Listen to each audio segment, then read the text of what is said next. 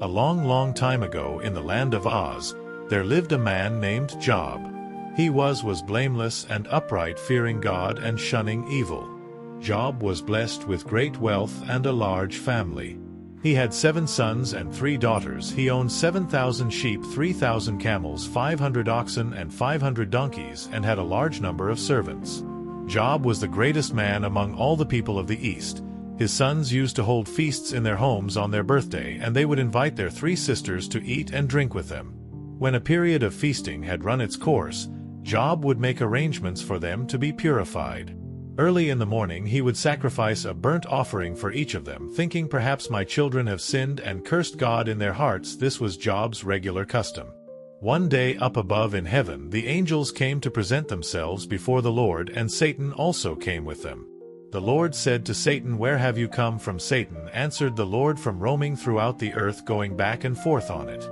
Then the Lord said to Satan, "Have you considered my servant Job? There is no one on earth like him. He is blameless and upright, a man who fears God and shuns evil."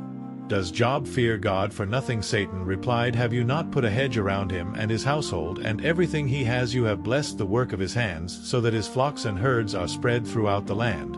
But now stretch out your hand and strike everything he has, and he will surely curse you to your face."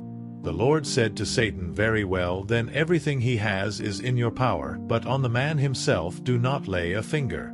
One day while Job was in his home, a messenger came to him and said the oxen were plowing and the donkeys were grazing nearby, when suddenly the Sions attacked and made off with them. They put the servants to the sword, and I am the only one who has escaped to tell you. While he was still speaking, another messenger came and said the fire of God fell from the heavens and burned up the sheep and the servants, and I am the only one who has escaped to tell you. While he was still speaking, another messenger came and said the Kalans formed 3 raiding parties and swept down on your camels and made off with them. They put the servants to the sword, and I am the only one who has escaped to tell you. While he was still speaking, yet another messenger came and said your sons and daughters were feasting and drinking wine at the oldest brother's house, when suddenly a mighty wind swept in from the desert and struck the 4 corners of the house. It collapsed on them, and they are dead, and I am the only one who has escaped to tell you."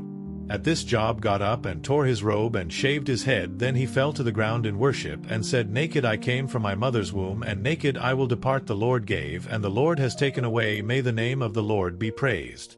In all this Job did not sin by charging God with wrongdoing. On another day the angels came to present themselves before the Lord, and Satan also came with them to present himself before him again. And the Lord said to Satan, "Where have you come from?" Satan answered the Lord, "From roaming throughout the earth, going back and forth on it." Then the Lord said to Satan, "Have you considered my servant Job? There is no one on earth like him. He is blameless and upright, a man who fears God and shuns evil, and he still maintains his integrity, though you incited me against him to ruin him without any reason." "Skin for skin," Satan replied. "A man will give all he has for his own life, but now stretch out your hand and strike his flesh and bones, and he will surely curse you to your face." The Lord said to Satan, "Very well, then he is in your hands, but you must spare his life." So Satan went out from the presence of the Lord and afflicted Job with painful sores from the sole of his feet to the crown of his head. Job took a piece of broken pottery and scraped himself with it. As he sat among the ashes, his wife said to him, "Are you still maintaining your integrity? Curse God and die." He replied, "You are talking like a foolish woman. Shall we accept good from God and not trouble? In all this Job did not sin in what he said. When Job's 3 friends, Eliphaz the Tanite, Bildad the Shuhite, and Zophar the Nethite, heard about all the troubles that had come upon him, they set out from their homes and met together by agreement to go and sympathize with him and comfort him. When they saw him from a distance, they could hardly recognize him. They began to weep aloud, and they tore their robes and sprinkled dust on their heads. Then they sat on the ground with him for 7 days and 7 nights. No one said a word to him, because they saw how great his suffering was. After this Job opened his mouth and cursed the day of his birth.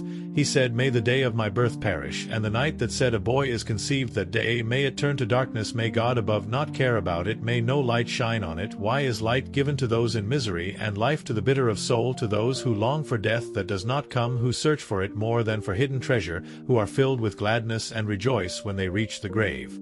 Why is life given to a man whose way is hidden, whom God has hedged in his friends?" Distressed by his lament, began to speak.